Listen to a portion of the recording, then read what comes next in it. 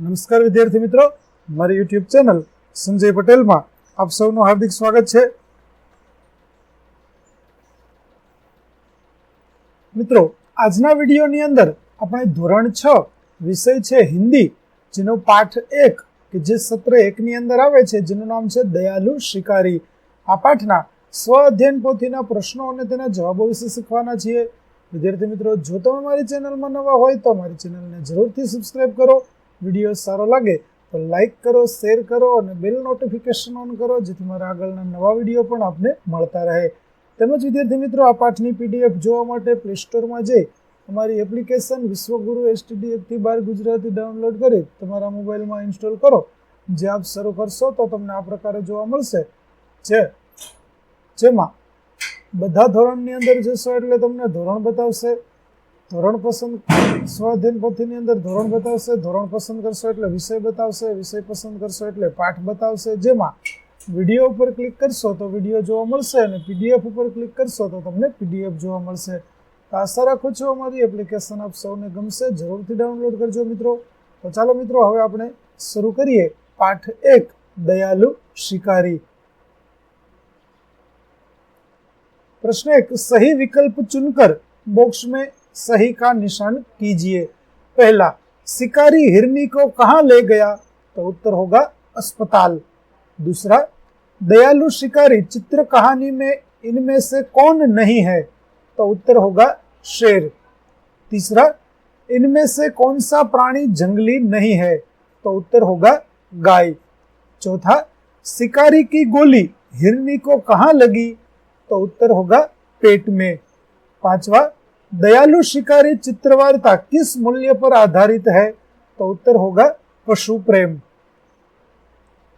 छठा प्रश्न, दिल पसीज जाना मुहावरे का सही अर्थ होता है? तो उत्तर होगा दया आना. सातवां, शिकारी को पछतावा क्यों होता है? तो उत्तर होगा शिकारी ने गोली मारी थी इसलिए. आठवां, दयालु शिकारी कहानी से क्या सीख मिलती है? तो हमें सीख मिलती है पशु पक्षी के प्रति सद्भाव रखना हमारा फर्ज है.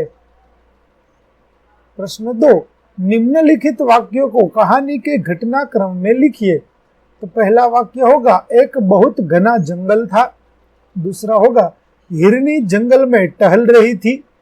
तीसरा, शिकारी ने हिरनी पर गोली चलाई. चौथा होगा, शिकारी हिरनी को अस्पताल ले गया. और पांचवा, शिकारी हिरनी को जंगल में छोड़ आया. प्रश्न 3 प्रश्नों के उत्तर लिखिए, जिसमें पहला प्रश्न है, हिरनी जंगल में क्या क्या खाती होगी? तो हिरनी जंगल में घास और पेड़ पौधों के पत्ते खाती होगी. दूसरा, हिरनी के समीप जाकर शिकारी ने क्या किया? तो हिरनी के समीप जाकर शिकारी ने देखा कि उसकी टांग में गोली लगी है और उसने एक शावक को जन्म दिया है. फिर उसने हिरनी की देखभाल की और उसको अस्पताल ले गया. तीसरा प्रश्न, शिकारी हिरनी का शिकार क्यों करना चाहता था? तो शिकारी मांस के लिए हिरनी का शिकार करना चाहता था.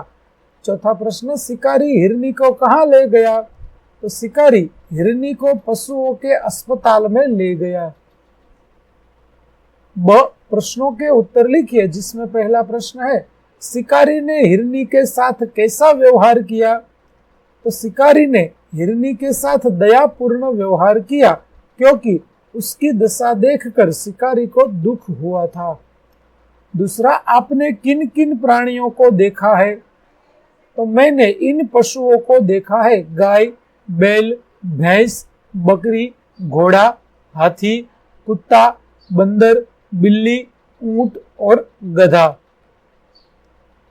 तीसरा प्रश्न, पशु पक्षी के प्रति हमें कैसा व्यवहार करना चाहिए? तो हमें पशु पक्षियों के प्रति दया और प्रेम भाव के साथ उनकी रक्षा करनी चाहिए, ना कि उन्हें परेशान करना चाहिए.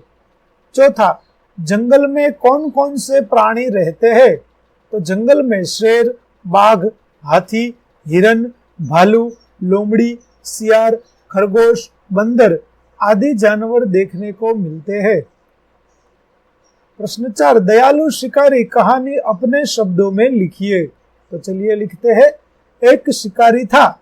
एक दिन उसे हिरन का मांस खाने की इच्छा हुई। वह बंदूक लेकर जंगल की ओर चल पड़ा। जंगल में शिकारी ने एक मोटी ताजी हिरनी देखी। वह दूर से दौड़ती हुई उसकी तरफ ही आ रही थी। शिकारी एक पेड़ के पीछे छिप गया और हिरनी की ओर निशाना साधा। दौड़ती हुई हिरनी निशाने की सीध में आते ही शिकारी ने गोली छोड़ी। गोली की आवाज सुनकर जंगल के दूसरे हिरन इधर उधर भागने लगे। शिकारी हिरनी के पास गया। उसने देखा कि हिरनी ने एक छोटे शावक को जन्म दिया है। शिकारी की गोली हिरनी की टांग में लगी थी। हिरनी की आंखों से आंसू बह रहे थे। यह दृश्य देखकर शिकारी का दिल भर आया। उसे बहुत पछतावा हुआ। जंगल से कुछ दूरी पर ही पशुओं के इलाज के लिए एक अस्पताल था। शिकारी हिरनी और उसके बच्चे को वहां ले गया। डॉक्टर ने हिरनी की टांग में लगी गोली निकाल दी और घाव पर मरहम लगा दिया। इलाज से हिरनी को आराम मिला। शिकारी हिरनी को बच्चे के साथ जंगल में छोड़ आया। प्रश्न 5, वर्णों को कोई भी मात्रा लगाकर महत्तम अर्थपूर्ण शब्द बनाइए। तो पहला है र से रमत, राज्य, रक्षक और रविवार। स से सामान, साल, सरिता और सफेद। ग से गाय, गधा, गांव और गोबर। ज से हो गए जग, जगत, जनता और जोश। ल से हो गए लाभ, लाग, लौकी और लगान। प्रश्न 6, चित्र देखकर कहानी लिखिए। तो यहाँ पर हमें जो चित्र दिए गए हैं उसके आधार पर कहानी लिखनी है। तो चलिए कहानी लिखते हैं। कहानी का नाम होगा चतुर कौवा। कहानी, एक बार एक कौवे को एक रोटी मिली। वह रोटी लेकर उड़ता हुआ एक पेड़ की डाल पर जा बैठा। इतने में एक लोमड़ी पेड़ के नीचे आई। उसकी नजर कौवे की रोटी पर पड़ी। उसके मुंह में पानी आ गया। उसने सोचा, कौवे को मूर्ख बनाकर मैं उससे रोटी ले लूं।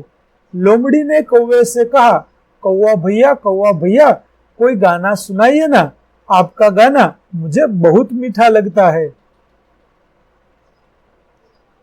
कौवा लोमड़ी की चालाकी समझ गया। उसे लगा कि लोमड़ी रोटी पाने के लिए यह नाटक कर रही है। कौवे ने अपनी चोंच की रोटी अपने पंजे से पकड़ ली और वह जोर जोर से काऊ काऊ करने लगा। यह देखकर लोमड़ी आश्चर्यचकित रह गई। अरे, यह कौवा तो समझदार लगता है। ऐसा वह मन ही मन बोली और चलती बनी। फिर कौवे ने मजे से रोटी खा ली। सचमुच अपनी झूठी बड़ाई सुनकर हमें गुमराह नहीं होना चाहिए। प्रश्न 7, विभाग अ में दिए गए शब्दों के विरुद्धार्थी शब्द विभाग ब में से ढूंढकर सही जोड़ बनाकर लिखिए और वाक्य में प्रयोग कीजिए। तो चलिए, पहला है स्वस्थ का विरोधी शब्द होगा अस्वस्थ। वाक्य, वो काफी स्वस्थ पहलवान है। और दूसरा, बुखार होने से मोहन आज अस्वस्थ है। खुश का होगा नाखुश, जिसमें मैं आज काफी खुश हूं और पिताजी ने डांटा इसलिए आर्य आज नाखुश है। जन्म का होगा मरण, जिसका पहला वाक्य, हिरनी ने एक शावक को जन्म दिया और किसी ना किसी दिन मरण निश्चित है। प्रश्न 8, निम्नलिखित वाक्यों में से संज्ञा शब्द को रेखांकित कर वाक्य फिर से लिखिए। तो महेश हर रोज मंदिर जाता है। तो महेश संज्ञा होगा, महेश हर रोज मंदिर जाता है। तो विद्यार्थी मित्रों, यहाँ पर जो लाल रंग से रेखांकित किया हुआ शब्द है वह संज्ञा है। दूसरे में संज्ञा होगी मैं अंबाजी गया था। अंबाजी संज्ञा होगी। तीसरा, गुलाब का फूल मुझे पसंद है, जिसमें फूल संज्ञा होगा। हिमालय की चढ़ाई बहुत कठिन है, जिसमें हिमालय संज्ञा होगी। पांचवा, आज बिल्ली सारा दूध पी गई, जिसमें बिल्ली संज्ञा होगी। प्रश्न 9, नीचे दी गई बातूनी कछुआ और प्यासा कौवा चित्र कहानी में से कोई एक कहानी लिखिए। तो विद्यार्थी मित्रों, यहाँ पर हम बातूनी कछुआ यह कहानी लिखते हैं। तो एक तालाब था, उसमें एक कछुआ रहता था। वह बहुत बातूनी था। वहीं दो हंस भी रहते थे। वे उसके अच्छे मित्र बन गए थे। एक साल वहां बरसात बहुत कम हुई। तालाब का पानी सूखने लगा। हंसों ने कछुए के साथ दूसरे तालाब पर जाने का निश्चय किया। वे एक लकड़ी ले आए और उसका एक एक सिरा अपनी अपनी चोंच में पकड़ लिया। बीच का भाग कछुए ने अपने मुंह में पकड़ लिया। हंसों ने कछुए से कहा, भाई तुम रास्ते में बोलना मत, बोलोगे तो लकड़ी मुंह से छूट जाएगी और तुम नीचे गिर पड़ोगे। दोनों हंस कछुए को लेकर उड़ने लगे। रास्ते में एक गांव आया। गांव के लोग इस प्रकार कछुए को लेकर उड़ते हंसों को देखने के लिए जमा हो गए। लोगों को देखकर कछुए से चुप न रहा गया। उसने बोलने के लिए अपना मुंह खोला।